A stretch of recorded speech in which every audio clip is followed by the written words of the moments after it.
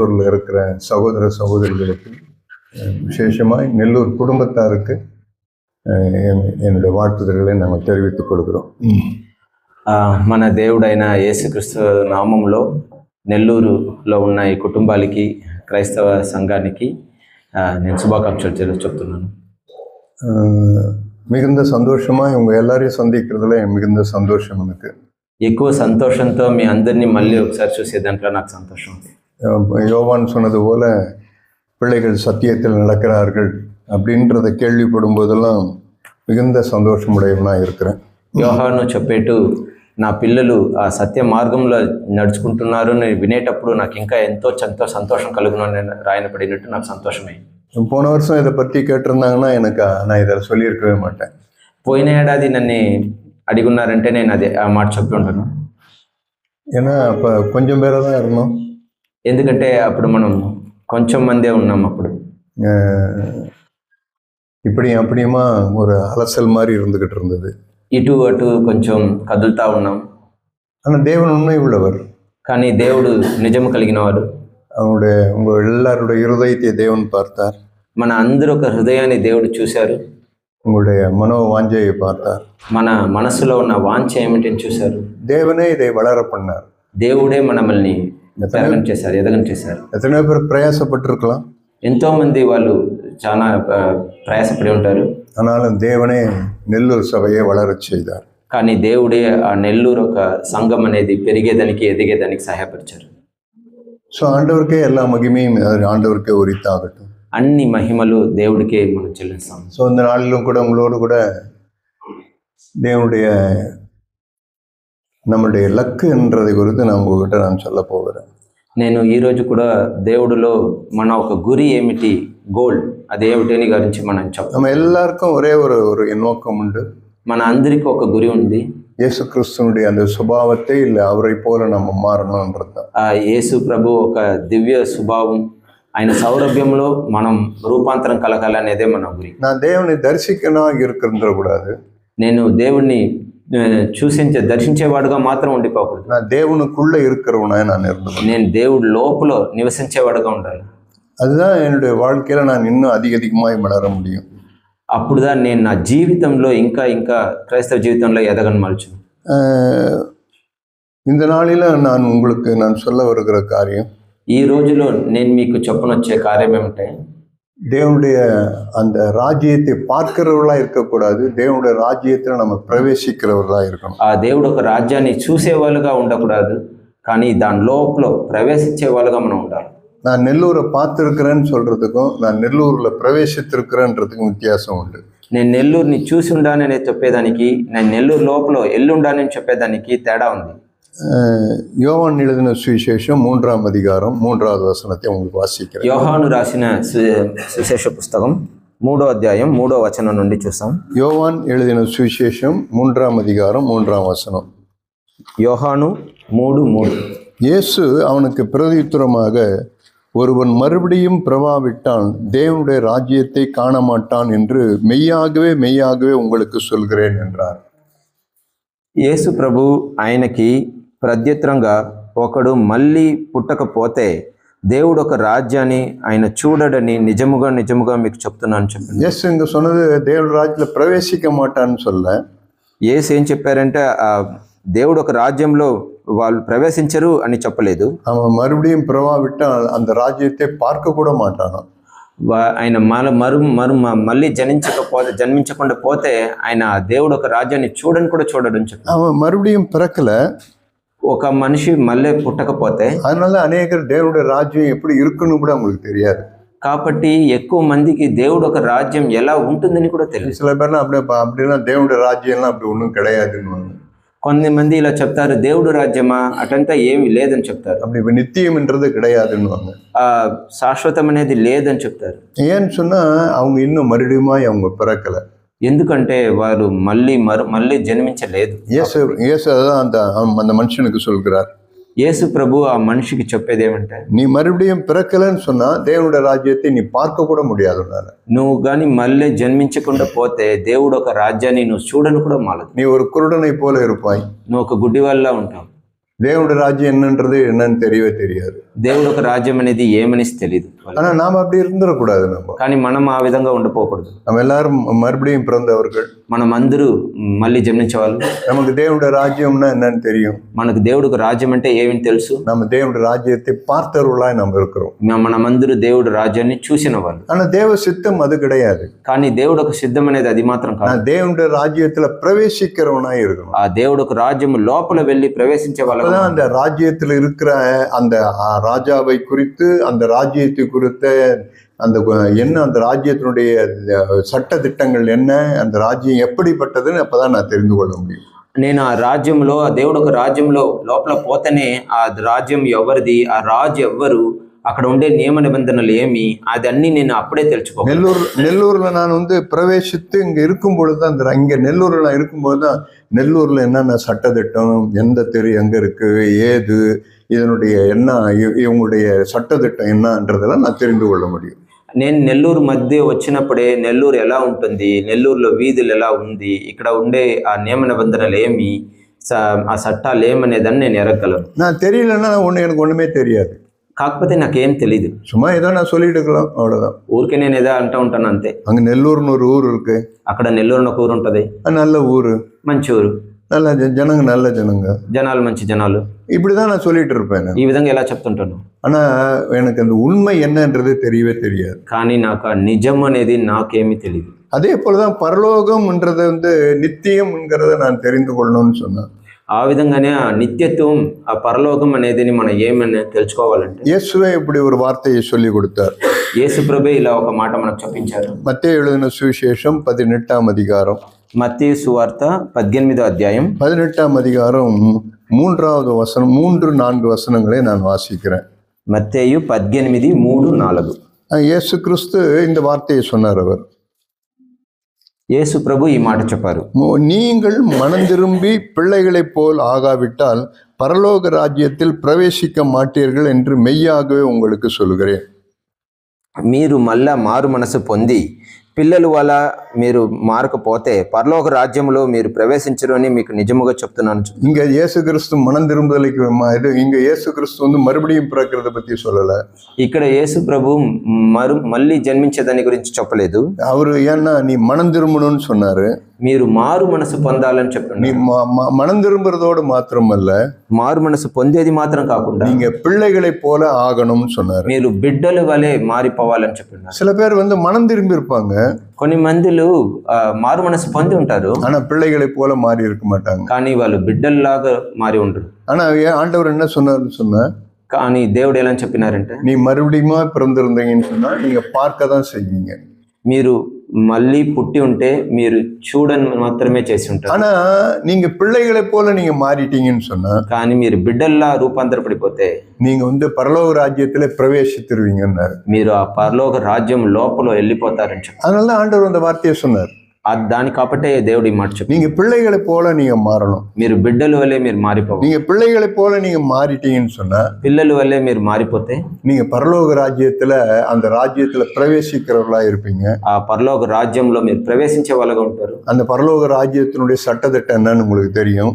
దాని ఒక నియమ నిబంధనలు ఏమని మీకు ముందే తెలుసు. அந்த ராஜ்யத்தினுடைய ராஜாவை நீங்க அந்த ராஜ்யத்தினுடைய ராஜாவுடைய பிள்ளைகளா, நீங்க பிரஜைகளா இருப்பீங்க.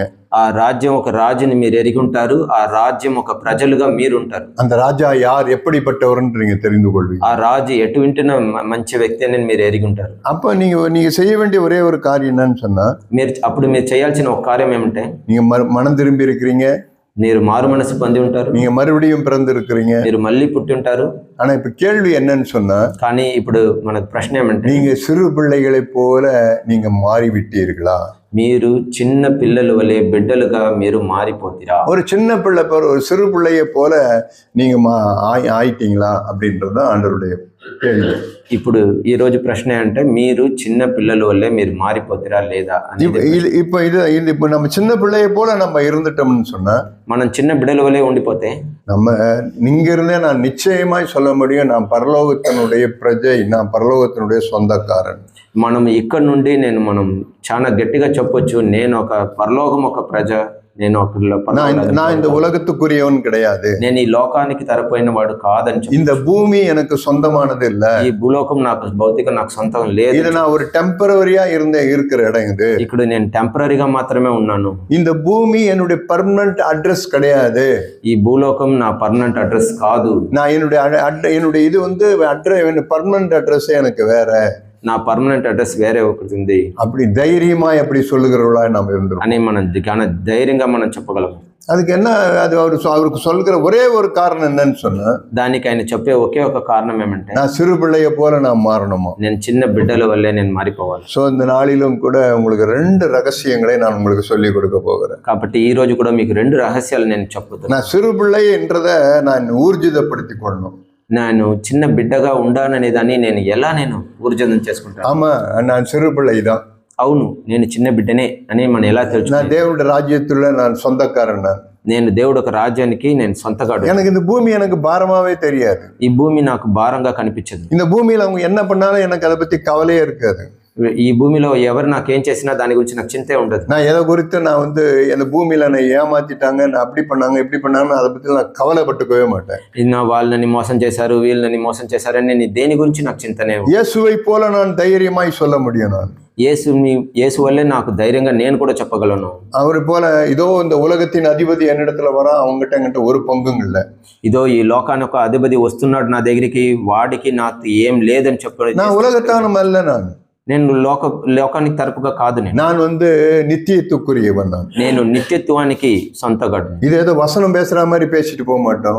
ఇదేదో ఒక లేఖనం చెప్పేట్టుగా చెప్పేసి పోము. என் வாழ்க்கையில நான் அதை நிரூபித்து காட்டிக் கொண்டிருப்பேன். నా జీవితంలో దాన్ని నేను రుజువు చేస్తాను. நான் ஒன்றுக்கு அடிமைப்பட மாட்டேன். నేను ఒక్కటికి నేను బానిసంగా, இந்த பூமிக்குரிய காரியங்களை எதிலே நான் பாரப்பட மாட்டேன். ఈ భూమి కార్యాల గురించి నా భారపడిపోను. எப்பொழுதும் நான் பூமிக்குரியதை தேடுகிறவனா இருக்க மாட்டேன்.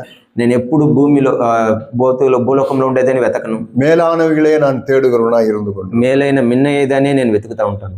ஒரே என்னன்னா, நான் சிறு பிள்ளைய போல நான் மாறணும். ఒకే కార్యం ఏమంటే నేను బిడ్డగా మారిపోవాలి. ஸோ இந்த சிறு பிள்ளைக்கு இருக்கிற ஒரு குணாதிசயங்களை உங்களுக்கு காண்பிக்கிறேன். ఈ చిన్న బిడ్డలకు ఉండే వాళ్ళ ఒక స్వభావం ఏమంటే, వాళ్ళ ఒక గుణం ఏమని మనం చూస్తాం. 4వ వచనం 18:4 ஆண்டவர் இயேசு சொன்னார்.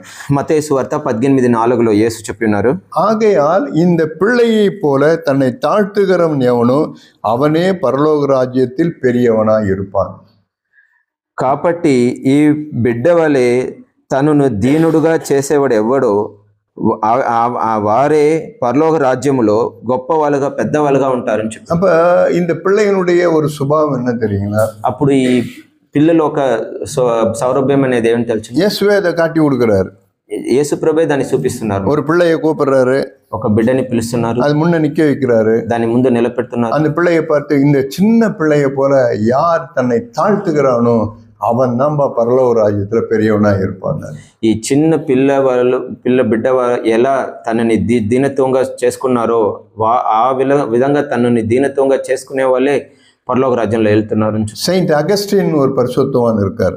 సెయింట్ అగస్టిన్ అనేసి ఒక పరిశుద్ధుడు. அவருடைய ஒரு புக்ல இது மாதிரி எழுதி வச்சிருப்பாரு.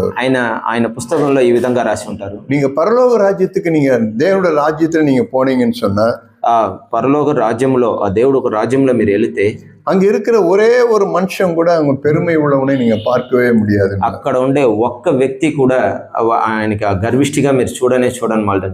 பரல ஒரே ஒரு மனுஷனை கூட உங்களால காண்பிக்க முடியாது. ఒక్క మనిషిని కూడా మీరు ఆ విధంగా இல்ல இங்க 100 பேர் இருக்கிறாங்க, ఇక్కడ 100 మందిలో ఉన్నారు, 99 பேர் தாழ்மை உள்ளவர்கள், 99 మందిలో దీనులు, ஆனா ஒரே ஒரு மனுஷன் தான் பெருமை உள்ளவன்னு சொல்லவே முடியாது. ఒక్క మనిషి గర్విష్టిని చెప్పని మాట. ஏன்னா அந்த ராஜ்யத்துல பெருமைன்றது, அங்க மனமேட்டிமைன்றது இருக்கவே இருக்காது. అక్కడ గర్వం అనేది, ఆ పొగురు అనేది ఏది ఒక్కరికి కూడా ఉండదు. அங்க எல்லாரும் இருக்கவங்க எப்படி இருப்பாங்கன்னா మనத்தாழ்மையா இருந்து கொண்டே இருப்பாங்க. అందరూ వాళ్ళ మనసులో దీనత్వం కలిగిన వాళ్ళుగా అందరూ అలాదా ఉంటారు. பிரியமானவர்களே, முக்கியமானது நமக்கு என்னதுன்னு சொன்னா, ప్రియమైన సహోదరుల, మనకు ప్రాముఖ్యమైనది ఏమంటే, தேவன் அந்த மனத்தாழ்மையை தான் உங்கள்கிட்ட எதிர்பார்க்கிறார். దేవుడు మీ దగ్గర ఉండి, నా దగ్గర ఉండి, ఆ మనస్సులో మన దీనత్వం కలిగి ఉన్నామా లేదా అనేది దేవుడు మనసు ఎదురు. மீகா தீர்க்கதரிசியின் புஸ்தகம் 6వ అధ్యాయం మీకా ప్రవక్త గ్రంథం 6వ అధ్యాయం చూస్తాం. 6ஆம் அதிகாரத்துல தேவன் ஒரு மனுஷன்கிட்ட என்ன எதிர்பார்க்கிறார்? దేవుడు ఒక మనిషి దగ్గర ఏం ఎదురు చూస్తున్నారు? பாருங்க 8வது வசனம். 8வது வசனம் பாருங்க 6:8. మీకా 6వ అధ్యాయం 8వ వచనం. மனுஷனே நன்மை என்னதென்று அவர் உனக்கு அறிவித்திருக்கிறார். ఏమన్నా చదవండి. ఏది ఉత్తమమో అది నీకు తెలియజేయబడి ఉన్నది. நியாயம் செய்து இரக்கத்தை சிநேகித்து న్యాయముగా నడుచుకొనుటయు కనికరమును ప్రేమించుటయు உன் தேவனுக்கு முன்பாக மனத்தாழ்மையாய் நடப்பதே அல்லாமல் வேறு எண்ணத்தை கர்த்தர் உன்னிடத்தில் கேட்கிறார். దీన మనస్సు కలిగి నీ దేవుని ఎదుట ప్రవర్తించుటయు ఇంతే కదా యెహోవా నిన్ను అడుగుచున్నాడు. ஆண்டவர் வேற ஒண்ணுமே கேட்கலையா? దేవుడు వేరే ఏమీ అడగలేదు. என்னிடத்துல பார்த்து ஆண்டவர் கேட்கிற ஒரே ஒரு காரியம், నన్ను ఎదుట చూసి దేవుడు నన్ను అడిగే ఒక్క కార్యం, ఒకే நீ కార్యం, மனத்தாழ்மையாய் நீ நடந்து கொள் அப்படின்னு. నువ్వు మనసులో దీనత్వం కలిగిన వాడుగా ప్రవర్తించినది. இதுதான் இந்த சின்ன பிள்ளைகிட்ட ஆண்டவர் பார்க்கிறார். అదే ఆ బిడ్డ దగ్గర, చిన్న బిడ్డ దగ్గర దేవుడు చూశారు. அந்த சின்ன பிள்ளைகிட்ட என்ன ஒண்ணா ஆண்டவர் என்ன சொன்னாருன்னா, பாரு இந்த பிள்ளைய போல உன்னை தாழ்த்திரு அப்படின்றார். ఆ బిడ్డని మనకు చూపించి, చూడు ఈ బిడ్డ వల్లే మనసులో నువ్వు కూడా దీనత్వం కలిగిన వాళ్ళుగా మారిపోచుంటున్నావు. அந்த பிள்ளைய போல தன்னை தாழ்த்துறதுன்னா என்ன அர்த்தம்? ఆ బిడ్డ వల్లే నన్ను దీనత్వంగా కలిగిన వాడుగా చేసుకునేది అంటే ఏం అర్థం? நான் ஒரு சின்ன ஒரு கதையை சொல்றேன் உங்களுக்கு. ఒక కథ చెప్తాను మీకు, చిన్న కథ. அந்த அதுல இருந்து உங்களுக்கு தாழ்மை என்னன்றதை நீங்க ஓரளவுக்கு நம்ம புரிந்து கொள்ளலாம். దాన్ని అర్థం చేసుకుంటే మీకు ఆ దీనత్వం అంటే ఏమనేది కొంచెం అర్థం చేసుకో. ஒரு பெரிய ஒரு ஊர்ல ஒரு ஆறு ஒண்ணு ஓடின்னு இருக்கு. ఒక ఊర్లో ఆ నది అనేది పరిగెత్తా ఉండింది. அந்த ஆறுக்கு இந்த பக்கம் இருந்து அந்த பக்கம் கடந்து போகும்படிக்கு ஒரு சின்ன பிரிட்ஜ் கட்டியிருக்காங்க. ఆ నదిని ఒక పక్క నుండి ఇంకొక తట్టు వెళ్ళేదానికి ఒక బ్రిడ్జ్ ఒకటి కట్టి ఉన్నది. அந்த பிரிட்ஜ் பெரிய பிரிட்ஜ் கிடையாது. అది ఏం పెద్ద బ్రిడ్జ్ కాదు, அது ரொம்ப குறுகலான ஒரு பாலத்தை கட்டி வச்சிருக்காங்க. చాలా ఇరకమైన ఒక బ్రిడ్జ్ అది. அந்த ஒரு ஆள் அதுல போலாம், இன்னொரு ஆள் அவர் போன உடனே இன்னொருத்தர் திரும்ப வரலாம். ఒక సమయానికి ఒక మనిషి ఒక తట్టు నుండి ఇంకొక తెల్లిని మార్చును, ఇంకొక మనిషి ఇంకొక తట్టు పక్కన. அதுல எப்ப பாரு தண்ணி ஓடினே இருக்கும். அதுல ఆ నది కింద ఎప్పుడు నీళ్లు పరిగెత్తా. அதனால அதுல வந்து நிறைய கீழெல்லாம் நிறைய நல்ல முதலை இந்த மாதிரி குரக்கடையில் மாதிரி சில இதெல்லாம் அதுல இருந்து கொண்டே இருக்கும். కిందనే క్రోకడైల్స్ అంతా అదింతా ఉంటుంది, మొసలి. ஒரு நாள் என்ன பண்ணுதுன்னா ரெண்டு ஆடுங்க அந்த பக்கம் ஒரு ஆடு, இந்த பக்கம் ஒரு ஆடு. అప్పుడు ఒక 2 యాంటలు, ఆ తట్టు ఒక ఆడు, ఈ తట్టు ఒకటి, అది 2 ఎదురుగా వచ్చింది. அந்த 2 ஆடு என்ன பண்ணுங்கன்னா அந்த பிரிட்ஜ்ல அந்த பாலத்துல ஒண்ணுக்கு பாதி தூரம் வந்துடுச்சுங்க. 2 ఆ బ్రిడ్జ్ ఒక సగం దూరం వచ్చేసింది, 2 యాంటలు. இப்போ வந்து அதுல ஒரு ஆடு தான் போக முடியும், இன்னொரு ஆடு போக முடியாது. ఒక్కటే ఆ తట్టు ఎల్లని మాల్చును, ఇంకొకటి పోన్ మాల్దప్పుడు. இப்போ என்ன பண்றது, ரெண்டுக்கும் இப்போ வந்து ஒரு ஈகோ மாதிரி 2 பேரும். వాళ్ళిద్దరికి ఒక గర్వం, ఈగోనెస్ వచ్చేసింది. இல்ல நான் தான் முதல்ல வந்தேன், அதனால நீ பின்னால போனோம் அப்படின்னு ஒரு ஆடு சொல்லுது. ఒకటి చెప్తుంది, నేనే మొదటి వచ్చాను కాబట్టి నువ్వు వెనక పోవాలని చెప్తుంది. இன்னொரு ஆடு சொல்லுது, இல்ல நான் தான் முதல்ல வந்தேன், நீ எனக்கு வழி விடுன்னு. ఇంకొక ఏంట ఏం చెప్తుంది అంటే, లేదు నేను వచ్చాను, నువ్వుదా వెనక పోవాలని చెప్తుంది. సో 2 பேருக்குள்ள ஒரு வாக்குவாதம் ஓடிட்டே இருக்கு. ఆ ఇద్దరు లోపల ఒకే మాటలు ఎక్కువ అవుతుంది. இப்போ அந்த வாக்குவாதம் வரும்போது என்ன நடக்கும்னு சொன்னா, అలా వాళ్ళలో ఒక మాటలు ఎక్కువయ్యేప్పుడు பின்னால 2 பேருக்குள்ள ஒரு சண்டை ஏற்பட ஆரம்பிக்கும். ఇద్దరు జగడం వేసుకున్నారు, కొట్లాటం చేసుకున్నారు. உடனே ஒரு ஆடு பார்த்தது, ఒక గొర్రె ఏం చేసిందంటే, இல்ல நான் சண்டைலாம் போட மாட்டேன், నేను జగడం అంతా వేయను. உடனே இந்த ஆடு என்ன பண்ணுதுன்னு சொன்னா, ఏం చేసిందంటే, இது வந்து ஆடு உடனே அந்த தரையில அந்த இதுல அப்படியே கீழே வந்து படுத்துக்குது. அந்த ஆடு అట్నే ఆ నేలతో నేలగా పనుకునేస్తుంది. உடனே அடுத்த ஆடு என்ன பண்ணுது, இந்த ஆடை தாண்டி போயிட்டு அந்த பக்கம் போயிடும். ఇంకొక గొర్రె అనేది ఏం చేసిందంటే, దీన్ని దాటి దానిపైన అట నడిచిపోయి, సో இந்த ஆடு அந்த பக்கம் போயிடுச்சு, ఒక ఎంట ఆ తట్టు పోయింది. இந்த தாண்டின ஆடு இந்த பக்கம் வந்துடுச்சு. ఈ ఇంకొక గొర్రె కూడా ఆ తట్టు. ஆனா இதுல ஏன் அவங்க 2 பேருக்குள்ள சண்டை நடக்கல தெரியுமா? వాళ్ళిద్దరి మధ్య ఎందుకు ఏం జగడం జరగలేదు? அந்த ஆடு தன்னை தாழ்த்தினபடியினால. ఆ ఒక్క గొర్రె పిల్ల అనేది తనని దీనత్వంగా దాన్ని చేసుకుంది. பிரியமானவர்களே, நீங்கள் சிறு பிள்ளையா இருக்கிறோன்னு சொன்னா, ప్రియమైన సోదరుల, మీరు నేను మనం దీనత్వం కలిగిన వాళ్ళుగా ఉండామని చెప్పి, நான் யாரோடு கூட நான் சண்டை போடுகிறோம்னா நான் இருக்கவே மாட்டேன். ఎవరితో మనం కొట్లాటం ఇది చేయము. ஒருத்தர்கிட்ட கூட ఒక వ్యక్తి, நான் வந்து எந்த மனுஷனோடு கூட நான் சண்டை போடுகிறோம்னா நீ இருக்கவே நான் மாட்டேன். నేను ఏ ఒక మనిషితో వ్యక్తితో జగడం. இப்ப யோசித்து பாருங்க, நீங்க ఇప్పుడు మీరు ఆలోచించి చూడండి, நான் தேவனுடைய ராஜ்யத்தை பார்த்து இருக்கிறேன்னா இல்ல தேவனுடைய ராஜ்யத்தில் நான் பிரவேசித்து இருக்கிறேன்னா? నేను దేవుడు రాజ్యాన్ని చూసుండానా లేదా దేవుడు రాజ్యంలో ప్రవేశించున్నాను? நான் தேவனுடைய ராஜ்யத்துல பிரவேசித்துக்கிறவனா இருந்தேன்னா, నేను దేవుడు ఒక రాజ్యంలో ప్రవేశించిన మనిషి అయితే நான் ஒரு நாளும் ஒரு மனுஷன் கூட நான் சண்டை போடவே மாட்டேன். నేను ఒక్కరోజు కూడా ఒక్క వ్యక్తితో కూడా నేను కొట్లాటం అనేది చెయ్యను. நான் தேவனுடைய ராஜ்யத்தை பிரவேசிக்காத மனுஷனா இருந்தேன்னா, నేను దేవుడు ఒక రాజ్యములో ప్రవేశించిన వ్యక్తి అయితే நான் எல்லா மனுஷரோட கூட சண்டை போடுகிற ஒரு மனுஷனா இருந்து கொண்டேன். నేను అన్ని మనుషులతో నేను కొట్లాటం చేసేవాడుగానే ఉంటాను. அதனாலதான் ஆண்டவர் அந்த வார்த்தையை சொன்னார். కాబట్టి దేవుడు ఆ మాట చెప్పారు. அந்த சின்ன பிள்ளையை நீங்க பாக்குறீங்க, ఆ చిన్న బిడ్డని మీరు చూస్తున్నారు. அந்த பிள்ளை ஒருத்தரோடய சண்டை போடுறதே கிடையாது. అది ఎవరితో కొట్లాటం చేసేది? யாரோட கூட சிறு பிள்ளையா இருக்கிற யாருமே என்ன பண்ணா ஒரு மனுஷனும் கூட அவங்க சண்டை போடவே மாட்டாங்க. ఆ చిన్న బిడ్డలుగా ఉండేవారు ఒక్క తో కూడా వాళ్ళు కొట్లాటం చేయరు. ஆண்டவர் எல்லாவற்றையும் தேவன் பார்த்து கொண்டே இருப்பார். దేవుడు అన్నిని చూస్తా ఉన్నారు. நான் யுத்த பிரியனான் தேவன் பார்ப்பார். నేను ఒక యుద్ధ ప్రియుడా అని నేను చూస్తా ఉంటాను. யோசுவான் தீர்க்கதரிசி யோசுவான் புஸ்தகம் 5ஆம் அதிகாரம். యోషువ పుస్తకం 5వ అధ్యాయం. யோசுவாவின் புஸ்தகம் 5ஆம் அதிகாரம். యోషువ 5వ అధ్యాయం 5ஆம் அதிகாரம் 6வது வசனம். யோசுவா 5:6. 5వ అధ్యాయం 6వ వచనం. கர்த்தருடைய சத்தத்திற்கு கீழ்ப்படியாமற் போன எகிப்திலிருந்து புறப்பட்ட யுத்த புருஷரான யாவரும் மாடு மட்டும் இஸ்ரவேல் புத்திரர் 40 வருஷம் வனாந்தரத்தில் நடந்து திரிந்தார்கள். యెహోవా మనకు ఏ దేశం ఇచ్చినని వారి పితరులు ప్రమాణం చేసెను. పాలు తేనెలు ప్రవహించారు. 5:6. యెహోవా 5:6. పాలు తేనెలు ప్రవహించే ఆ దేశమును తాను వారికి చూపించానని యెహోవా ప్రమాణం చేసి ఉంటాను. కనుక వారు ఐగుప్తు నుండి వచ్చిన ఆ యోధులందరూ యెహోవా మాట వినకపోయినందున వారు నశించు వరకు ఇశ్రాయేలీయులు 40 సంవత్సరంలో అరణ్యంలో సంచరించు వచ్చేది. அங்க பாத்தீங்கன்னு சொன்னா யுத்த புருஷர்கள்னு எழுதப்பட்டிருக்கும். ఇక్కడ తమిళ్లో ఎలా ఉందంటే యుద్ధ పురుషులు అని రాసింది. அதாவது சண்டை போடுறவங்கன்னு அர்த்தம். అంటే వాళ్ళంతా జగడం వేసేవాళ్ళు, కొట్లాటం చేసేవాళ్ళు. அந்த யுத்த புருஷர்கள் என்ன பண்ணுவாங்கன்னா வனாந்திரத்துல அவங்க சாகணுமா. ఆ యుద్ధ పురుషులకు దేవుడు నియమించింది ఏమంటే వాళ్ళందరూ ఆ అరణ్యంలోనే చనిపోవాలనేది. அவங்க அதனால தேவன் என்ன பண்ணாருன்னு சொன்னா, కాబట్టి దేవుడు ఏం చేశారంటే 40 வருஷம் அவங்களை வனாந்திரத்துல அவங்களை சுத்தம் பண்ணாரு. அவங்கள 40 ఏండ్లు వాళ్ళు ఆ అరణ్యంలోనే చుట్టి తిరుగుతా ఉన్నారు. 40 ஒரு நாள் 2 நாள் கிடையாது. ఒక్క రోజు 2 రోజు కాదు. அவங்க விபச்சாரம் பண்ணல, వాళ్ళు ఎవరు ఆ వ్యభిచారం అనేది அவங்க వేషితనం பண்ணல, వాళ్ళ సారత్వం అంతా ఏం చేయలేదు. அவங்க வேற கொள்ள அடிக்கல, వాళ్ళు ఎవరి దగ్గర దొంగలించలేదు, அவங்க வேற எதுவுமே பண்ணல. அவங்க వారు ఏ వేలే పాపం చేయలేదు. அவங்க எப்படிப்பட்டவங்களா இருந்தாலும் சண்டை போடுற మనుషులా இருந்து கொண்டே இருந்தாங்க. కానీ వాళ్ళు ఎలా ఎటువంటి మనుషులుగా ఉన్నారంటే వాళ్ళు ఎప్పుడు కొట్లాటం జగడం చేసే వ్యక్తులుగా. அதனால தேவன் என்ன பண்ணாருன்னா அவங்களை 40 வருஷம் அவங்களை வனாந்திரத்துல அவங்களை சுத்தம் பண்ணாரு. அவங்கள కాబట్టి దేవుడు వాళ్ళని ఏం చేసినారంటే 40 ఏండ్లు అరణ్యంలోనే చుట్టి తిరిగే వాళ్ళు. பிரியமானவர்களே, தேவன் பார்க்கல அப்படிப்பட்டவங்க கானான் தேசத்துக்குள்ள அவங்க பிரவேசிக்கிறது கிடையாது. అవును ప్రేమ సహోదరుల, అలా అటువంటి వ్యక్తులు ఆ కానాను దేశం అనే దేశంలో వాళ్ళు ప్రవేశించలేదు. ஆமா, அது அவங்க பிரவேசிக்க முடியாது அவங்களால. వాళ్ళ వల్ల కాదు. ஏன்னா அவங்க தங்க பார்வைக்கு பெரியவர்கள், அவங்க சிறு குழந்தைகள் கிடையவே கிடையாது. ఎందుకంటే వాళ్ళ చూపుకు గొప్ప వాళ్ళు చిన్న బిడ్డలుగా వాళ్ళని చూడలేదు. அதனாலதான் தேவன் அவங்களை சுத்தி நடக்க பண்றாரு அவரு. కాబట్టే దేవుడు వాళ్ళు చుట్టి తిరిగినట్టుగా 40 ఏళ్ళుగా వాళ్ళు. அதோட மாத்திரம் இல்ல, అది మాత్రం కాదు, தேவன் இப்படி யுத்தம் சண்டை போடுற மனுஷர்களை என்ன பண்ணுவாருன்னா, ఇలా యుద్ధం చేసే జగడం వేసే మనుషుల్ని చూసి దేవుడు ఏం చేస్తారు, அவங்கள எந்த ஒரு காரியத்தையும் செய்யவும் விட மாட்டாரு. వాళ్ళ ద్వారా ఏ ఒక కార్యం కూడా చేయనట్టు చేసేస్తారు. 1 நாளாகமத்தின் புஸ்தகம் 22ஆம் அதிகாரம். మొదటి దినవృత్తాంతములు 1 நாளாகமம் 22ஆம் அதிகாரம். 22వ అధ్యాయం. మొదటి దినవృత్తాంతములు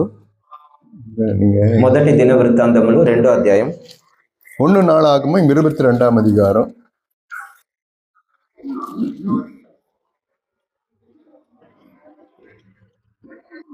22ஆம் அதிகாரம் 8வது வசனம் பாருங்க. 8వ వచనం. మొదటి దినవృత్తాంతములు 22వ అధ్యాయం 8వ వచనం.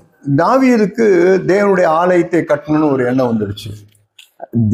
దావీదుకి దేవుడు ఒక ఆలయాన్ని, మందిరాన్ని కట్టాలని ఒక ఆశ వచ్చింది.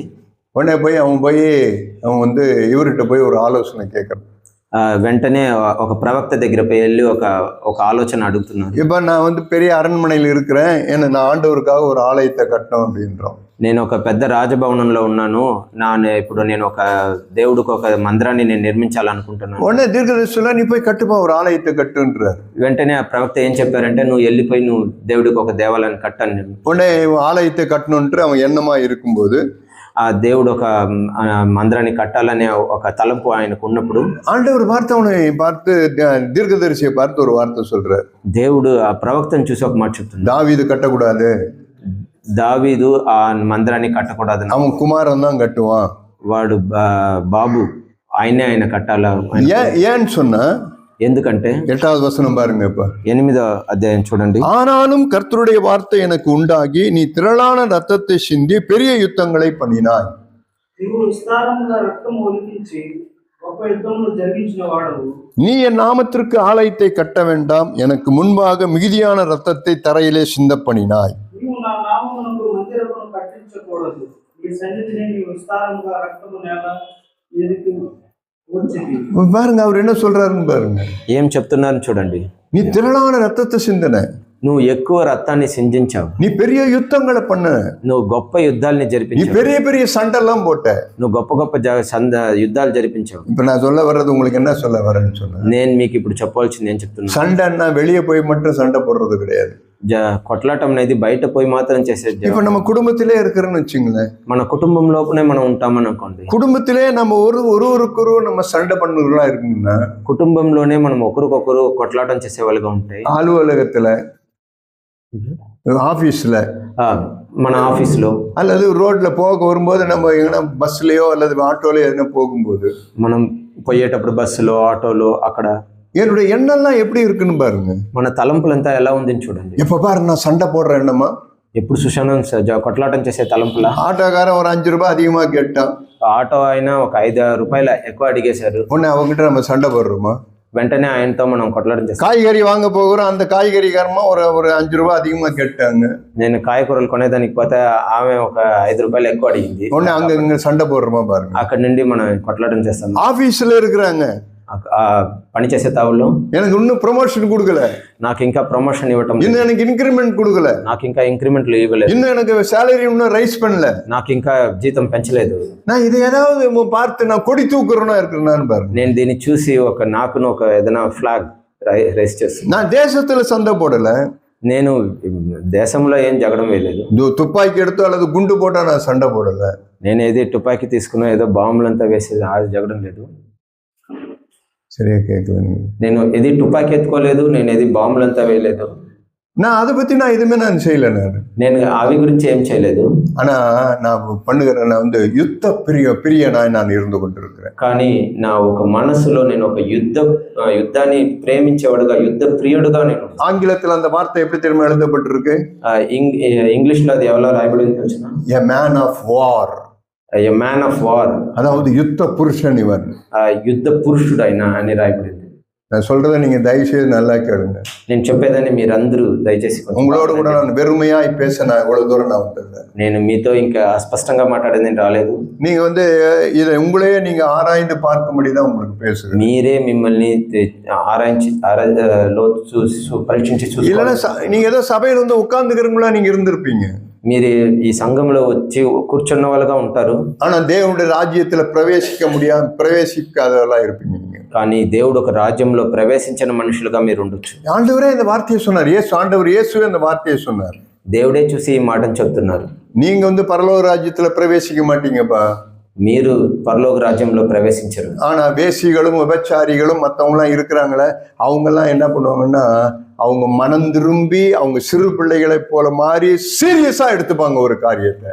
కానీ విభచారం చేసిన వాళ్ళు, వేసి మార్గంగా పోయిన వారు, దొంగలు, వాళ్ళు మారు మనసు పొంది వాళ్ళు చిన్న బిడ్డల్లా இல்லைன்னா நெல்லூர்ல இது పరలోక రాజ్యానికి వచ్చేస్తారు. இல்லைன்னா நெல்லூர்ல இது இன்னொரு சபையா தான் அது மாறும். அது కాకపోతే ఇది నెల్లూరులో ఇంకొక సంఘము కదా మారిపో. எத்தனையோ சபைகள் நெல்லூர்ல இருக்கு, ఎన్నో సంఘాలు నెల్లూరులో ఉండొచ్చు. அது 100 சபை அங்க இருக்குதுன்னு சொன்ன అక్కడ 100 సంఘాలు ఉంటుందంటే இது 101 மாறிடும், ఇది 101గా మారిపోతుంది. ஆனா தேவன் இந்த சபையை பார்த்து பாயிண்ட் அவுட் பண்ண ஆண்டவர், కానీ అలా ఉండకూడదు. దేవుడు ఈ సంఘాన్ని చూసి నొక్కి చెప్పాలా. இந்த சபையில இருக்கிற சகோதர சகோதரிகள் எப்படின்னா, ఈ సంఘంలో ఉండే సోదర సోదరులు అంటే இங்க குடும்பங்கள்லாம் எப்படி இருக்குன்னு சொன்னா, ఇక్కడ ఈ కుటుంబాలు ఎలా ఉందంటే அவங்க ஒரு நாளும் ஒரு மனுஷனோடு கூட அவங்க யுத்தம் பண்ணவே மாட்டாங்க.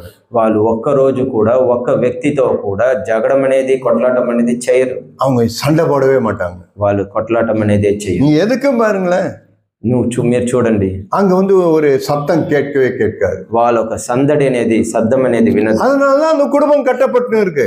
కాబట్టే వాళ్ళ కుటుంబాలు పై కట్టబడుతుంది. நான் பார்த்திருக்கேன், எத்தனையோ குடும்பங்கள் உண்டு. నేను చూస్తుంటాను ఎన్నో కుటుంబాల్లో ఇది ఉంది. ஆனா அந்த குடும்பம் கட்டப்படுறது இல்ல. కానీ ఆ కొట్లాటం చేసే ఆ కుటుంబాలు కట్టపడేది లేదు. ஆனா தேவன் கட்டுகிற குடும்பங்கள்லாம் எப்படி தெரியுமா இருக்கும்? కానీ దేవుడు ఎత్తి కట్టే ఆ కుటుంబాలు ఎలా ఉంటుందంటే அந்த குடும்பத்துல ஒரு நாளும் யுத்தத்தை மேன் ஆஃப் வார் இருக்கவே மாட்டாங்க. ఆ కుటుంబంలో ఆ యుద్ధ ప్రియుడు అనే ఆ మనిషి ఎప్పుడు ఉండడు. மனுஷனோ மனுஷியோ அந்த வீட்டுல இருக்கவே மாட்டாங்க. మనుషుడో ఆ మనిషియో ఆ ఇంట్లో ఉండరు. எப்பெல்லாம் யுத்தம் வருகிறதோ, ఎప్పుడంతా ఆ యుద్ధం అనే కార్యం వస్తుందో அங்க தேவனுடைய ராஜ்யம் அங்க இருக்கவே இருக்காது. అక్కడ దేవుడు ఒక రాజ్యం అనేది ఉండదు. அவங்க பார்த்திருப்பாங்க, కానీ వాళ్ళు చూస్తుంటారు, ஆனா அதுல பிரவேசத்துக்குள்ள இருக்க மாட்டாங்க. కానీ దాని లోపల వెళ్ళిన వారుగా ఉంటారు. அதனாலதான் ஆண்டவர் இந்த வார்த்தையை சொன்னார். కాబట్టే దేవుడి మాట చెప్పారు. தாவீதை பார்த்து இந்த வார்த்தையை சொன்னார். దావీదుని చూసి చెప్పారు, அவன் தேவனுடைய இருதயத்துக்கு ஏற்றவன், ఆయన దేవుడు హృదయానికి దగ్గర అయిన మనిషి, ஆனா நீ ஆலயத்தை நீ கட்ட மாட்ட. కానీ నా మంత్రాన్ని నువ్వు కట్టవు. அப்ப யார் தான் தேவனுடைய ஆலயத்தை கட்டுவாங்க? కానీ ఎప్పుడైతే ఎవరు దేవుడు ఒక మంత్రాన్ని அடுத்து 9வது வசனம் வாசித்து பாருங்க. 9వ వచనం చదివి చూడండి. இதோ உனக்கு பிறக்க போகிற குமாரன் அமைதலுள்ள புருஷனாய் இருப்பான். ఇదో నీకు పుట్టపోయే కుమారుడు సమాధానం కలిగిన పురుషుడుగా ఉంటాడని. சுற்றிலும் இருக்க உன் சத்துருக்களை எல்லாம் விலக்கி அவனை அமர்ந்திருக்க செய்வேன். చుట్టుండే ఆ శత్రువులందరినీ నేను తోలివేసి అతనికి సమాధానం కలుగజేస్తుంది. ஆகையால் அவன் பேர் சாலமோன் எனப்படும். అందువలన అతనికి సొలొమోను అని పేరు పెట్టబడింది. பாத்தீங்களா, அவன் என்ன ஆண்டவர் எப்படி சொல்றாரு பாருங்க. చూస్తారా అక్కడ ఆయన్ని గురించి ఎలా చెప్పబడి ఉండని. அவன் யுத்த புருஷன் கிடையாது, ఆయన యుద్ధ పురుషుడు కాదు, அவன் அமைதல் உள்ளவனாய் இருப்பான். ఆయన సమాధానం కలిగిన పురుషుడు. அவன் எப்படி இருக்கு சொன்னாலும் ஓட விட மாட்டேன், ఆయన నేను పరిగెత్తేవాడుగా చేయను. அவன் எல்லா இடத்துலயும் எப்படி இருப்பான்னா அமர்ந்து இருப்பான். ఆయన అన్ని తావులో కూర్చున్న వాళ్ళుగా ఉంటారు. ఆయన எப்பவுமே இந்த அமர்ந்து இருக்கிறாங்க பாருங்க, ఎప్పుడు ఈ కూర్చుని ఉంటారు చూడండి. அமர்ந்து இருக்கிறவர்கள் தான் தேவனுடைய சத்தத்தை அவங்க தெளிவாய் கேட்டுக்கொண்டே இருப்பாங்க. ఆ కూర్చుని వినేవాళ్ళే ఆ దేవుడు ఒక శబ్దాన్ని వింటా ఉంటారు. இப்ப மார்த்தாள மரியாதை எடுத்துங்களேன். మార్తాల్ మరియా, అది మీకు తెలుసు. மரியாள் பாருங்க இங்க போயிட்டே இருப்பாங்க. మార్తాను చూడండి, ఆమె ఇక్కడ అక్కడ పోతూ వస్తూ ఉంటారు. ஆனா மரியாள் எப்படி இருப்பாங்கன்னு சொன்னா, కానీ మరియాలు ఎలా ఉంటుందంటే தேவனுடைய பாதத்தில் உட்கார்ந்து இருப்பாங்க. దేవుడు ఒక పాదం దగ్గరే కూర్చోబడి ఉంటారు. ஏன் అங்க అమర్ந்து இருக்கிறாங்க? ఎందువల్ల ఆమె అక్కడే కూర్చోబడి? தேவனுடைய சத்தத்தை கேட்கும் பிடிக்கிறது. దేవుడు ఒక శబ్దాన్ని వినాలని చెప్పి. அமர்ந்து இருக்கிறவங்க என்ன தெரியுமா எப்படி இருப்பாங்க தெரியுமா? కూర్చుని ఉండే వాళ్ళని ఎలా ఉంటారు తెలుసు? அவங்க எல்லாம் சிறு பிள்ளைகளை போல அவங்க மாறிட்டாங்க. వాళ్ళు బిడ్డలు వలె రూపాంతరం పొందిన. அதான் அந்த குழந்தைகிட்ட இருந்து கத்துக்கிறோம்.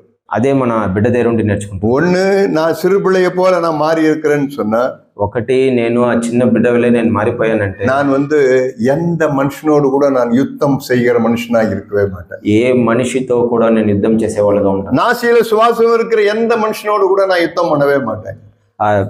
మన శ్వాసములో ఉండే శ్వాసం ఉండే ఏ ఒక మనిషితో మనం కొట్లాడాలి. அது என் மனைவியா இருக்கட்டும், అది నా భార్యగా ఉండి, அது என் பிள்ளையா இருக்கட்டும், అది నా కుమారుడుగా ఉండి, அது என் அப்பா அம்மாவா இருக்கட்டும், నా తల్లిదండ్రులుగా ఉండి, என்னுடைய சகோதரனா இருக்கட்டும், నా సోదరుడుగా ఉండి, என் கூட வேலை செய்கிற பாஸா இருக்கட்டும், నాతో పనిచేసే నాకు அது ஆட்டோ ரிக்ஷாக்காரனா, அது காய் கடைக்காரனா இருக்கட்டும், ఆటో రిక్షా వ్యక్తిగా కానీ కాయకూరలు అమ్మాగా, என்னோட கூட வேலை செய்கிற எந்த மனுஷனா இருக்கட்டும், నాతో పనిచేసే జత పని వాళ్ళు ఎవ్వరు కానీ நான் யுத்தம் பண்ணவே மாட்டேன். ఒక్కరితో కూడా నేను కొట్లాటం చేయను. எனக்கு யுத்தம் பண்றது பிடிக்கவே பிடிக்காது. నాకు జగడం వేసేది పట్టదు. இயேசு அப்படிதான் இருந்தார் இந்த பூமியில. యేసు ప్రభు ఈ భూమిలో ఆ విధంగానే జీవించారు. இதான் ஒருத்தரால் நம்ம சொல்ல முடியாது இயேசு இந்த மனுஷனோட கூட சண்டை போட்டு இருந்தாரு.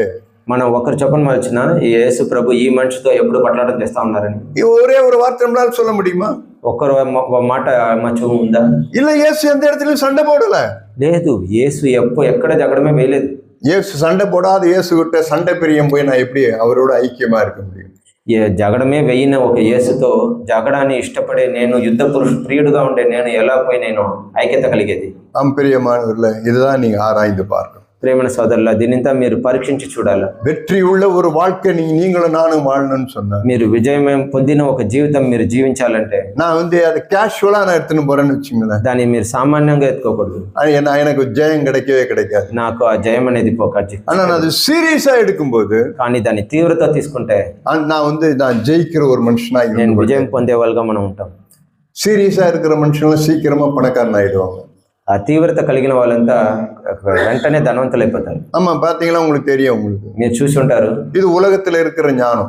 ఇది లోకములో ఉండే ఒక జ్ఞానం. అది ரோட்ல ஒரு மனுஷன் ஒரு கோணி பைய ஒரு இதுல தோள் மேல போட்டுட்டு போயிடுறான். వీధిలో ఒక మనిషి ఒక గోనని వేసుకుని గోన సంచిని వేసుకుని அவர் எங்க போய் என்னத்தை எடுப்பாரு? அவரு ఆయన ఏం ఎత్తాడు? ரோடு மேல இருக்கிற பிளாஸ்டிக் பாட்டில், అక్కడక్కడ ఉండే ప్లాస్టిక్ బాటిల్, அங்க கிழிஞ்சு போன பேப்பரு, చినిగిపోయిన కాగితాలు, மற்ற எதனா வேற இருக்கிறதெல்லாம் அதெல்லாம் அப்படி இப்படி பொறுக்கி அந்த கோணி பையில போட்டுனே இருப்பாரு. అన్ని ఎత్తి ఆయన గోన సంచులు వేసుకుంటాడు. ஒரு 10 கோணி பை எடுக்கிறாருன்னு வச்சுங்களேன், ఒక 10 గోన సంచులు ఎత్తారనుకో, அது கடையில போய் வித்தாருன்னா దాన్ని ఎత్తునిపై ఆయన అంగిట్లో అమ్మితే அவர் என்னத்துல இருந்து சம்பாதிப்பாரு? కానీ దాంట్లో ఉండి ఆయన ఏం సంపాదించారు? ஒரு 1000 రూపాయలు சம்பாதிப்பாரு, అவ்வளவுதான். ఒక 1000 రూపాయలు సంపాదిస్తాడు అంతే. ஆனா இன்னொரு மனுஷன் ரொம்ப சீரியஸா இருக்காருன்னு வச்சு, కానీ ఇంకొక మనిషి ఎక్కువ తీవ్రత కలిగిన వాడు, அவர் வந்து என்ன பண்றாருன்னா ஒரு இடத்த போய் நல்லா தோன்றாரு. ఆయన ఒక మనిషి ఒక తావులో తవ్వుతున్నారు. நல்ல ஆழமா தோண்டினே இருக்காரு, చాలా లోతుగా తవ్వుతున్నారు, ரொம்ப ஆழமா தோண்டிட்டே இருக்காரு.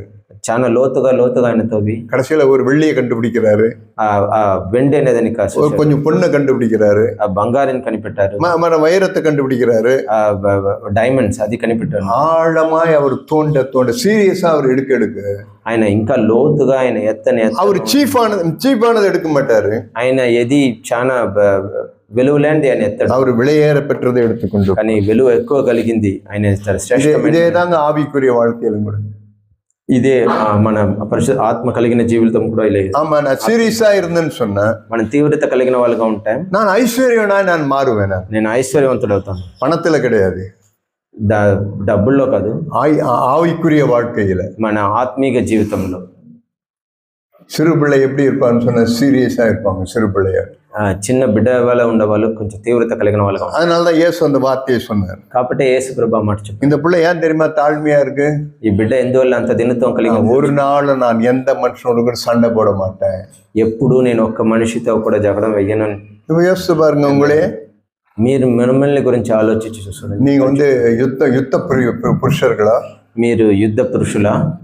சபையில நான் கொஞ்சம் பேர் தான் உட்காந்துட்டு இருக்கிறோம். సంఘంలో మనం కొంచెం మందిలో కూర్చుని ఉన్నాం. அதான் பேசுறது சரியா கேட்கல. సంఘంలో మనం కొంచెం మందే కూర్చుని ఉన్నాం. நம்ம கொஞ்சம் பேர் தான் சபையில உட்காந்துட்டு இருக்கிறோம். సంఘంలో మనం కొంచెం మందే కూర్చున్నాం. ஆனா நம்ம ஒருவருக்கொரு நம்ம வந்து யுத்தம் பண்ணுகிற மனுஷங்களா இருக்குமா பாருங்க. కానీ మనం ఒకరికొకరు కొట్లాటం చేసుకుంటున్నామా అని చూడండి. அப்படி இருந்தோம்னு சொன்னா நான் தேவனுடைய ராஜ்யத்துல நான் இன்னும் பிரவேசிக்கல.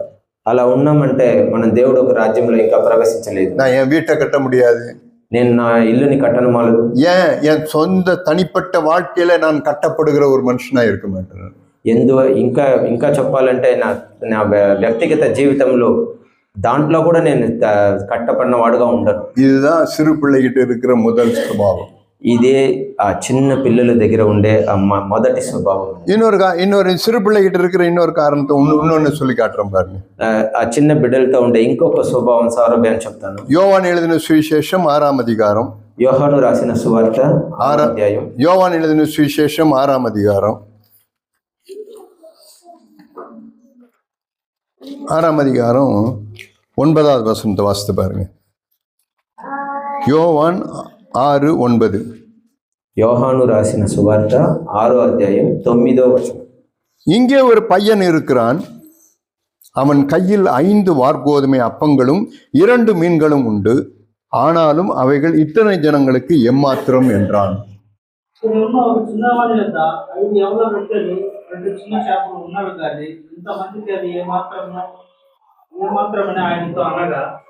இதுல போய் என்ன இருக்குன்னு கேட்பீங்க.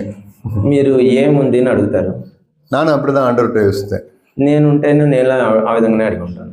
ஆனா ஆண்டவர் ஒரு ரகசியத்தை அதை சொல்லி கொடுத்தார். కానీ దేవుడు అక్కడ ఒక రహస్యాన్ని చూపించారు. ரொம்ப ఆశ్చర్యமா இருந்தது. చాలా ఆశ్చర్యకరంగా ఉండింది. இந்த பையன், இங்க ஒரு பையன் இருக்கிறான், అక్కడ ఒక పిన్నోడు ఉన్నాడు, ஒரு சின்ன பையன்னு வச்சுங்களேன், ఒక చిన్న కుర్రాడు, ஒரு சிறு பிள்ளையை போல ஒரு பையன். ఒక చిన్న బిడ్డలా ఒక పిన్నోడు. அவன் கையில 5 வார்கோதுமை அப்பங்களும் 2 மீன்களும் இருக்குது. తనతో 5 రొట్టెలు 2 చేపలు ఉన్నాయి. அவன் 5 அப்பம் வச்சுனுக்கிறான், 2 மீன் வச்சுனுக்கிறான். 5 రొట్టెలు 2 చేపలు. இப்ப நாம் எதை குறித்து தியானித்துக் கொண்டிருக்கிறோம்? మనం ఇప్పుడు దేని గురించి మనం ధ్యానించడం చేస్తాం? சிறு பிள்ளையை போல நீ மாறாவிட்டால் தேவனுடைய ராஜ்யத்துல பிரவேசிக்க மாட்டாய். చిన్న పిల్లల వల్లే మన దీనత్వం కలిగిన వాళ్ళగా లేకపోతే మన దేవుడు ఒక రాజ్యంలో ప్రవేశింపుము అనేది நீ இளைப்பாறுதலா இருக்க மாட்ட. మీరు ఒక విశ్రాంతిలో మీరు ప్రవేశించారు. தேவனுடைய ராஜ்யம்ங்கிறது தேவனுடைய பிரசன்னத்துக்கு ஒப்பானது. దేవుడు ఒక రాజ్యం అనేది దేవుడు ఒక ప్రసన్నానికి సమానమైంది. நான் எப்பவுமே எப்படி இருப்பேன்னு சொன்னா சந்தோஷமா நான் இருந்து கொண்டிருப்பேன். ఎప్పుడు నేను ఎలా ఉంటానంటే నేను సంతోషంగా ఉంటాను. இப்ப ஆண்டவர் பிள்ளையை பார்த்து ஒன்று சொல்றாரு. ఇప్పుడు దేవుడు బిడ్డని చూసి அந்த பிள்ளையை வச்சு ஒன்று சொல்றாரு ஆண்டவர். ఆ బిడ్డని పెట్టి ఒకటి చెప్తున్నారు. இப்ப இயேசு கிறிஸ்து பிரசங்கம் பண்ணிட்டு இருக்காரு, ఆయన ప్రసంగం చేస్తున్నారు. அப்ப பிரசங்கம் பண்ணி முடிச்சிடுறாரு, ఆయన ప్రసంగాన్ని ముగించేశారు. அப்ப அவங்க என்ன சொல்றாருன்னா, இந்த ஜனங்களுக்கு எல்லாம் சாப்பாடு கொடுங்கப்பான்றாரு. ఈ జనానికి అంతా ఈ అన్నం ఏమండి చెప్తున్నారు. அப்ப அவங்க சொல்றாங்க, ஆண்டவரே ஏறக்குறைய 5000 பேர் இருக்கிறாங்க ஆண்டவரே. అప్పుడు వాళ్ళు చెప్తున్నారు, వీళ్ళు ఎంతమంది, ఒక 5000 మందిని ఉన్నారని చెప్తున్నారు. இந்த எப்படி இந்த 5000 பேருக்கு நான் எப்படி நாங்களாம் சாப்பாடு கொடுக்கறது? ఈ 5000 మందికి నేను ఎక్కడి నుండి అన్నం తయారు చేస్తానని எங்ககிட்ட ஒண்ணுமே இல்லையா எங்களுக்கு, మొత్తం ఏం లేదని చెప్తున్నారు. உடனே ஒருத்தர் கண்டுபிடி, இல்ல ஒரு சின்ன பையன் அங்க இருக்கிறான். ఒకరు చెప్తున్నారు, ఒక చిన్న పిన్నోడు అక్కడ ఉన్నాడు, அங்க 5 அப்பம் இருக்குது, 2 மீன் இருக்குது, 5 రొట్టెలు ఉంది, 2 చేపలు అంటాం. அப்ப உடனே என்ன பண்றாங்கன்னா, அந்த பையன்கிட்ட இருக்குது அந்த இயேசு எடுத்து பாருங்க, 11ஆம் வசனம் பாருங்க, 11వ వచనం చూడండి. இயேசு அந்த அப்பங்களை எடுத்து ஸ்தோத்திரம் பண்ணி அப்படின்னு எழுதிருக்கு. యేసు ఆ రొట్టెల్ని ఎత్తి స్తోత్రము చేసి சீஷர்களிடத்துல கொடுக்கிறார், శిష్యులతో ఇచ్చారు. இப்ப இயேசு கிட்ட எப்படி அந்த அப்பம் வந்தது? యేసుతో ఆ రొట్టెలు ఎలా వచ్చింది? அந்த பையன் என்ன பண்ணாருன்னா ஆண்டவர்கிட்ட கொடுத்தான். ఆ చిన్న పిన్నోడు అనేది దేవుడికి ఆయన దగ్గర ఇచ్చాడు. அவன் இயேசு கிறிஸ்து அவங்ககிட்ட போய் பிடிங்கிட்டு வரல, அவங்ககிட்ட యేసు ప్రభు దాన్ని ఆయన ఆ పిన్నోడి దగ్గర నుండి ఆయన పీకలేదు, அவனே ஒண்ணுமே கொடுத்துருப்பான் அவங்ககிட்ட. ఆ చిన్నవాడే వచ్చి ఆయనతో இயேசு கிட்ட கொடுத்துருப்பான், యేసు దగ్గరే వచ్చి ఇచ్చి ఉంటారు. ஆண்டவரே என்கிட்ட 5 அப்பம் இருக்குது, యేసు ప్రభువా నాతో 5 రొట్టెలు ఉన్నాయి, 2 மீன் இருக்குது, 2 చేపలు ఉన్నాయి, இந்தாங்க இந்த வச்சுங்க அப்படின்னு దండి పట్టుకోండి. அப்ப அந்த சிறு பிள்ளைய போல மாறணும்ன்றது என்ன அர்த்தம்னு சொன்ன, ఆ చిన్న పిల్లల వల్లే మారిపోవాలనేది ఏమంటే, அந்த பையன் பாத்தீங்களா, அவன் தனக்கானதை தேடினானா பாத்தீங்களா? ఆ చిన్న పిన్నోడు అనేది తనకైనదని అస్వార్థంగా ఉన్నాడా? 5 அப்பம் எனது, 5 రొట్టెలు నాది, 2 மீனும் எனது, ఆ 2 చేపలు నావి, நான் கொடுக்கவே மாட்டேன், నేను ఇవ్వను, எனக்கு வேணும், నాకు కావాలా, எங்க అమ్మ எனக்கு கொடுத்தாங்க, మా అమ్మ నాకు ఇచ్చింది, எனக்கு பத்தாது, இது నాకే ఇది చాలదు, நான் யாருக்கும் கொடுக்க மாட்டேன், నేను ఎవరికి ఇవ్వను. నేను அந்த பிள்ளை அது மாதிரி யோசித்தானா பாத்தீங்களா? అలా ఆలోచించాడు ఆ చిన్న పిన్నోడు. உடனே அந்த பையன் என்ன பண்ணான்னு தெரியுமா? లేదు కాకపోతే ఏం చేశాడు, உடனே அவங்க இயேசு கிட்ட போய், இயேசுவே எங்கிட்ட 5 அப்பம் 2 மீன் இருக்கு, இந்த எடுத்துங்கன்னு சொல்லி கொடுத்தான்.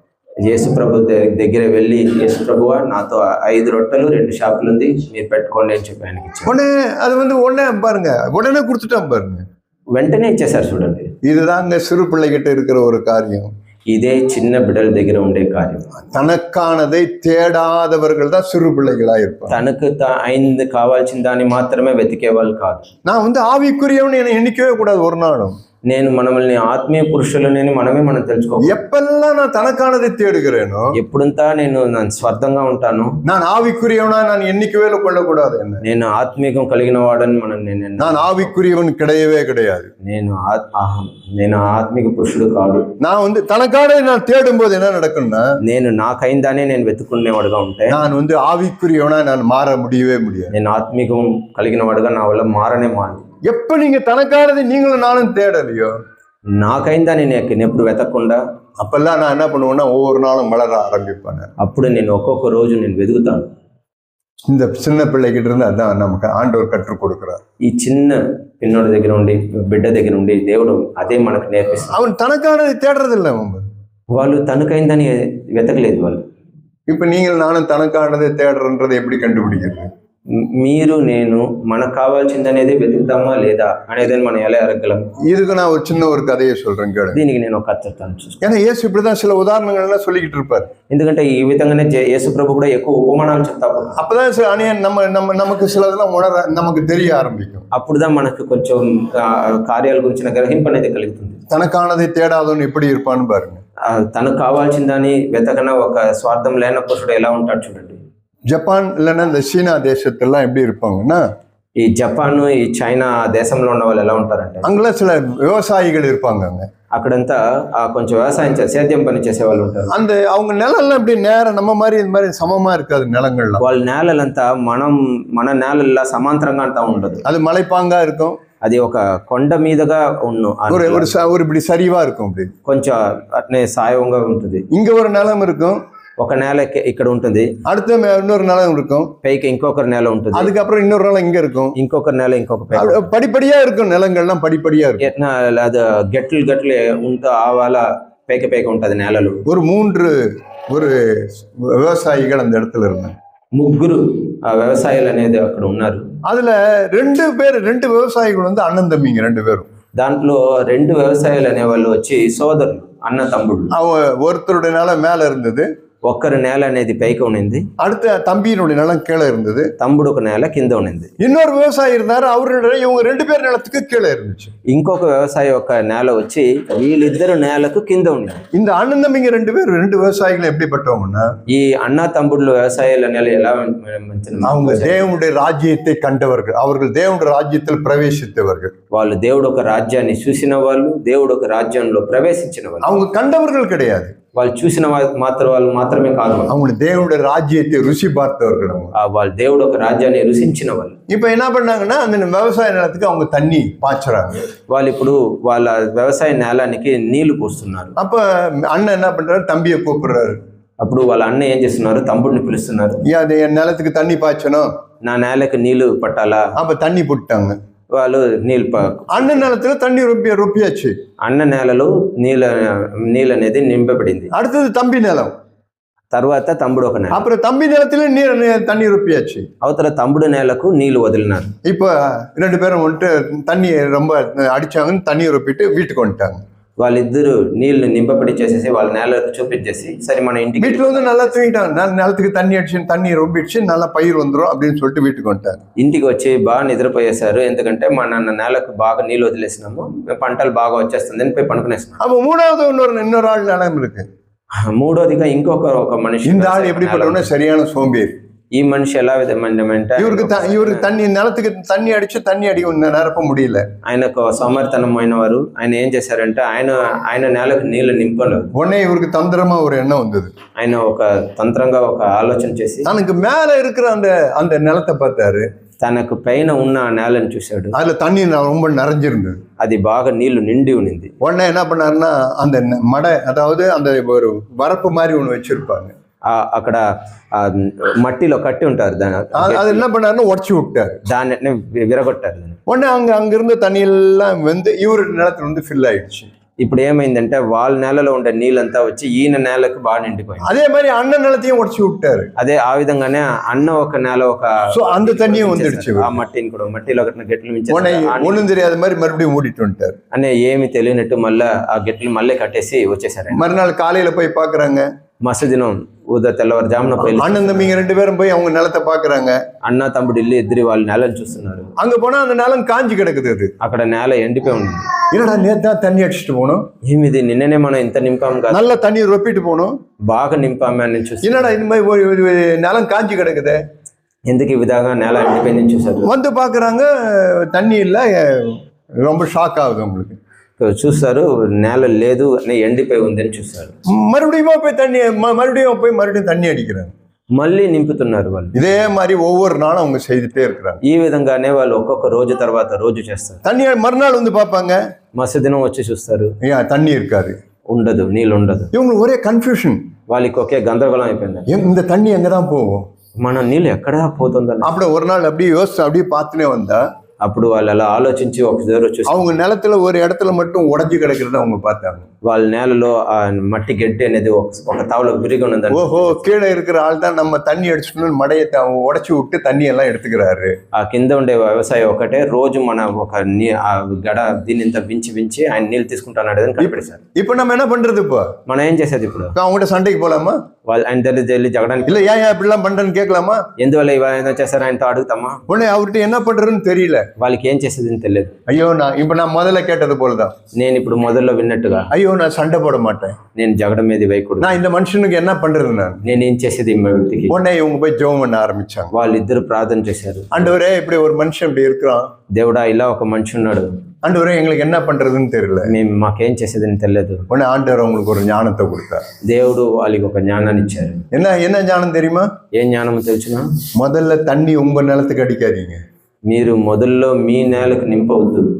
முதல்ல தண்ணி உங்க நிலத்துக்கு அடிச்சுக்காதீங்க. మొట్టమొదటిగా మీరు మీ నేలను నింపవద్దు. முதல்ல தண்ணி அடிக்கும்போது முதல்ல தண்ணி அடிச்சீங்கன்னா அந்த தண்ணி அவன் நிலத்துல முதல்ல அடிச்சு ஊத்திருங்க. మొదటిసారిగా మీరు నింపేటప్పుడు ఆయన నేలకు మీరు నీళ్ళు నింపండి. அதுக்கப்புறம் உங்க நிலத்துக்கு அடிங்க. తర్వాత మీ నేలకు మీరు నింపండి. அப்ப என்ன நடக்குதுன்னு பாருங்க. అప్పుడు ఏం జరుగుతుందని చూడండి. உடனே இவங்க ஆண்டவரே ஸ்தோத்திரம் ஆண்டவரே. అప్పుడు దేవుడికి మీ స్తోత్రం చెప్పారు. உடனே என்ன பண்ணாங்கன்னா தண்ணி அடிச்சாங்க.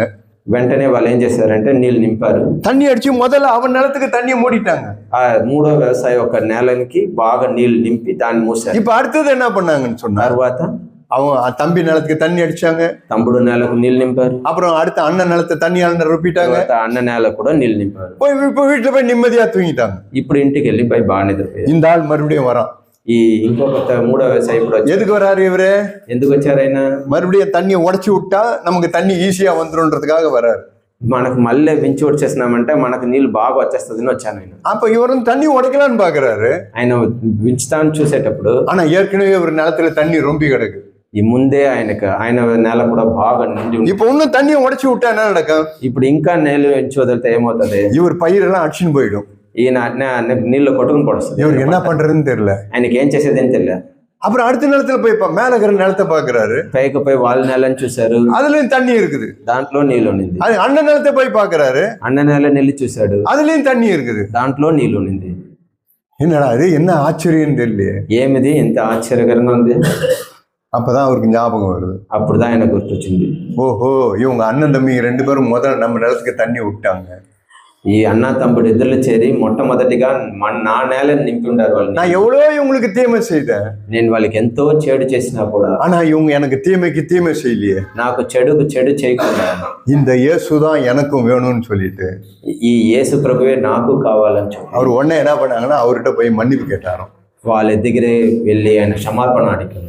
பார்த்துருக்கீங்களா? அதை మీరు ఈ విధంగా చూసి ఉంటారా? சிறு பிள்ளைன்னா எப்படி தெரியுமா இருப்பாங்க?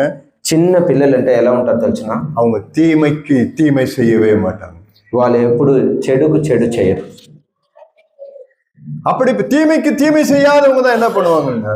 అలా చెడుకు చెడు చెయ్యని వాళ్ళే அவங்க தான் தேவனுடைய ராஜ்யத்துல பிரவேசிக்கிறவர்களா இருப்பாங்க. వాళ్ళే ఆ దేవుడు ఒక రాజ్యంలో ప్రవేశించే వాళ్ళుగా ఉంటారు. அதனால ரோமர்கள் இப்படி ஒரு வார்த்தை எழுது, ரோமர்கள் நிருபம் కాబట్టి రోమేలకు రాసిన పుస్తకంలో పత్రికలో ఎలా ఉంటుంది? 12వ அதிகாரம் 12వ అధ్యాయం ரோமர் 12:21 வாசித்து பாருங்க. రోమేలకు రాసిన పత్రిక 12వ అధ్యాయం 21. இங்க பாருங்க 12:21 என்ன எழுதப்பட்டிருக்கும் பாருங்க. நீ தீமையினால வெல்லப்படாமல் தீமையை நன்மையினால வெல்லு. కీడు వలన జయింపబడక మేలు చేత కీడును జయించుము. பார்த்தீங்களா, இது ஒரு கோல்டன் பேர்ட்ஸ். చూసిండ్రా, ఇదంతా బంగారు లాంటి మాటలు. ఇది திருமல வயல் நம்ம சிஎஃப்சிக்கு வந்தீங்கன்னு சொன்னா తిరుమల వాయలు సంఘానికి మీరు వస్తే அங்க ஒரு பெரிய போர்டு ஒன்று எழுதி வச்சிருக்கும். అక్కడ ఒక పెద్ద బోర్డు రాసిపెట్టి ఉంటాం. அதுல என்ன எழுதி వச்சிருப்போம்னு சொன்னா, కాబట్టి దాంట్లో ఏం రాసిపెట్టి ఉంటామంటే இந்த வார்த்தையை அப்படியே எழுதி வச்சிருக்கோம். ఈ మాటని మేము అక్కడ రాసిపెట్టి ఉంటాం. தீமையினால நீ வெல்லப்படாமல், నువ్వు ఆ నీ తీయుడు వల్ల నువ్వు జయించకుండా தீமையை நன்மை செய்து நீ வென்னுடு. ఆ తీయుడిని నువ్వు మంచితనంలో నువ్వు గెలించని చెప్పి రాసుకుంటావు. ஆமா, இது உண்மையா அது மாதிரி செய்ய முடியும். అవును, నిజముగా మన వల్ల మార్చు. என் வாழ்க்கையில நான் இதை பார்த்துருக்கிறேன். నా జీవితంలో నేను దాన్ని చూస్తుంటాను. ஏற்கனவே நான் வேலூர்ன்ற ஒரு சபையில வேலூர்ல ஒரு சபையில இருந்தேன். வேலூர் நம்ம சிஎஃப்சியில் இருந்தேன் நான். ముందు నేను వెల్లూరు అనే ఒక ఆర్సీఎఫ్సి సంఘంలో ఉన్నాను. அப்ப எங்க பக்கத்து வீட்டுக்காரர் எனக்கு ஒரு ப்ராப்ளம் பண்ணிட்டே இருப்பார். అప్పుడు నా పొరుగు వారు నాకు ఎప్పుడు ఒక సమస్య ఇస్తూ ఉంటారు. நானும் அவரு ஒரே ஆபீஸ்ல தான் வேலை செய்யறேன். నేను ఆయన ఒకే ఆఫీస్లోనే పనిచేస్తాను. அப்ப அவர் எனக்கு பிரச்சனை பண்ணிக்கிட்டே இருப்பாரு. ఆయన ద్వారా నాకు ఏదో సమస్య అనేది వస్తుంటుంది. நான் என்ன பண்றதுன்னு எனக்கு ஒன்றும் புரியல. నాకు ఏం చేసేది అనేసి నాకేం అర్థం కాదు. நான் உடனே ஆண்டவர்கிட்ட ஜெபம் பண்ண ஆரம்பிச்சேன். నేను అప్పుడు దేవుడితో వెళ్ళి ప్రార్థన చేశాను. ஆண்டவரே, இந்த மனுஷனுக்கு ஒரு நன்மையை செய்யும்படி எனக்கு ஒரு உதவி செய்யுங்க. దేవుడా, ఈ మనిషికి ఒక మంచి చేసేట్టుగా నాకు ఒక సహాయపరచండి. ஏதாவது ஒரு நன்மை செய்யணும். ఏదైనా ఒక మంచి ఆయనకి నేను చెయ్యాలా? ஏன்னு சொன்னா, ఎందుకంటే வேதம் அப்படி ஒரு வார்த்தை எழுதப்பட்டிருக்கு. ఇది గ్రంథంలో ఆ విధంగా ఒక మాట రాయబడింది. நீங்க நன்மை செய்து ஒரு மனுஷனுடைய அறியாமையை அடக்குவது தேவ சித்தம் அப்படின்னு எழுதப்பட்டிருக்கு. మీరు మంచి చేసి ఒక మనిషి ఒక అజ్ఞానాన్ని అణిచివేసేది అనేది దేవుడు ఒక సిద్ధం అని రాయబడింది. தேவனுடைய சித்தம் என்ன தெரியுமா? దేవుడు ఒక సిద్ధం అనేది ఏది? நான் ஒரு மனுஷனுக்கு நன்மை செய்து அவன் அறியாமையை நான் அடக்குவது. నేను ఒక మనిషికి మంచి చేసి ఆయనకు ఉండే అజ్ఞానాన్ని దాన్ని అణిచివేసేది. தீமைக்கு தீமை செய்திடவே கூடாது. తీడుకు తీడు చేసేది కాదు. இவர் எனக்கு ஒரு தீமை செய்தாரு, ఆయన నాకు తీడు చేశాడు, நான் என்ன தீமை செய்யலாம்? ఆయనకి నేను ఇంకా ఏం చేసేది? తీడు చేసేది செய்யவே கூடாது. చేయకూడదు. இப்ப பார்த்துருக்கீங்களா? இப்போ చూసి ఉంటారా? ఇలా தீமைக்கு தீமை செய்றீங்களா? తీడుకు తీడు చేస్తున్నదా? தீமைக்கு நன்மை செய்றீங்களா? తీడుకు మంచి చేస్తున్నదా? இங்க என்ன எழுதப்பட்டிருக்கு பாருங்க. ఇక్కడ ఏం చేసింది? 12:21 ரோமர் 12:21. రోమేలకు రాసిన పత్రిక 12:21. இது ஒரு பாஸ்வேர்டு. ఇది ఒక పాస్వర్డ్. 1221 1221. இல்லைன்னா இது ஓடிபி மாதிரி கூட வச்சுங்க.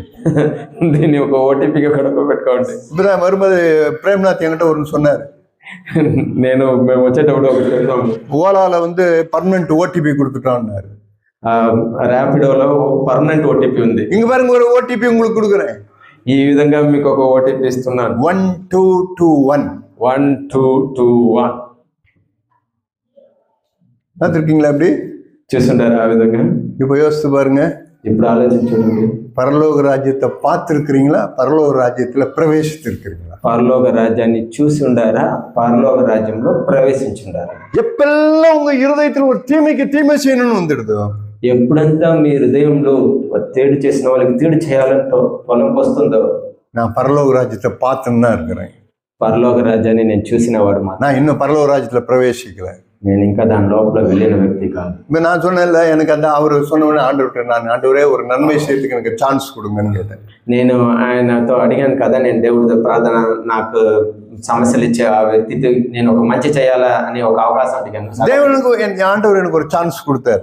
దేవుడు నాకు ఒక అవకాశం ఇచ్చారు. உடனே போனேன், వెంటనే వెళ్ళాను. அந்த மனுஷனுக்கு ஒரு நன்மையை செய்தேன். ఆ మనిషికి ఒక మంచిని చేశాను. அதுக்கப்புறம் அவர் என்னோடு கூட எதுவுமே பேசுறது கிடையாது. దాని తర్వాత నుండి ఆ మనిషి నాకు తీడుగా ఏది మాట్లాడింది பாருங்க, நிறைய நடக்கும். చూడండి, ఎక్కువ జరుగును. பழைய ஏற்பாட்டுல ஒரு சம்பவம் ஒன்று உண்டு. பழைய ஏற்பாட்டுல పాత నిబంధనలో ఒక సంభవం ఉంది. அங்க எதிரி சீரிய தேசத்தை, சீரிய நாட்டுக்காரன் என்ன பண்ணுவான்னா, அவங்க அந்த இஸ்ரேல் தேசத்தையே அடிக்க வந்துட்டே இருப்பான். ఆ సిరియా దేశం ఒక రాజు అనే వాళ్ళు ఆ ఇజ్రాయెల్ దేశాన్ని పట్టేదానికి కొని వస్తున్నారు. உன்னை எப்படியாவது ஒன்று அடிக்கணும்னு வருவான். ఎలా అయినా వాళ్ళని కొట్టేసేయాలని వస్తారు. தீர்க்கதரிசி அவங்க போவார் அந்த இடத்துல. ఆ దీర్ఘ ప్రవక్త ఆయన అక్కడ పోతారు. ஆண்டவரே, இவங்க எல்லாருக்கும் உங்களுக்கு குருட்டாட்டம் பண்ணுங்க ஆண்டவர். ఆ దేవుడా, వాళ్ళందరికీ గుడ్డితనం కలిగేలా చేసేయండి అని అడుగుతారు. எல்லாருக்கும் கண்ணு தெரியாது. எல்லாருக்கும் అందరికి వెంటనే గుడ్డి వాళ్ళగా మారిపోతుంది. இவர் போய் கேட்பாரு, எங்கப்பா போறீங்க அப்படின்னு கேட்பாரு. ఈయనపై అడుగుతారు, ఎక్కడ వెళ్తున్నాను అడుగుతారు. நாங்க இந்த தேசத்துக்கு போனோம் அப்படின்னு. మేము ఆ దేశానికి వెళ్తాము అంటారు. சரி, என் கூட வாங்க அப்படின்னு. రండి, నేను తొడకని వెళ్తాను. ஒரு பெரிய கத்தியும் கப்படம் எல்லாம் வச்சு நிற்பான். ఒక పెద్ద తాగుతాడు, అందరూ కత్తులు అన్ని పెట్టుకుని எல்லாரையும் கூட்டு வருவாரு. అందరినీ తొడకుని వెళ్ళి அந்த தேசத்துக்கு நடுவுல கொண்டு வந்துருவார். ఆ దేశానికి మధ్య తొడకుని వచ్చేసి உடனே ராஜா சொல்லுவான், நான் எழும்பி உன்னை வெட்டட்டுமான்னு.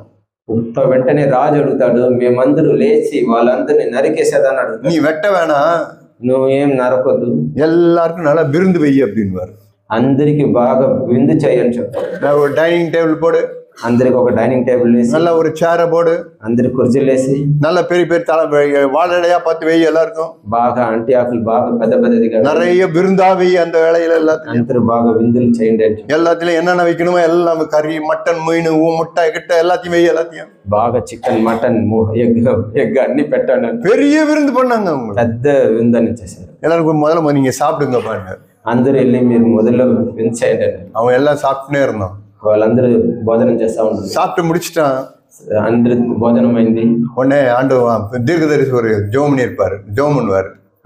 ప్రవక్త ఆయన ఒక ప్రార్థన చేశాడు. ஆண்டவரே இவர்கள் பார்க்கும்படி கண்களை திறந்தருளும். దేవుడా వాళ్ళ ఒక కన్నుని ఇప్పుడు తెరవండి. எல்லாம் கண்ணு திறந்து பார்ப்பான்.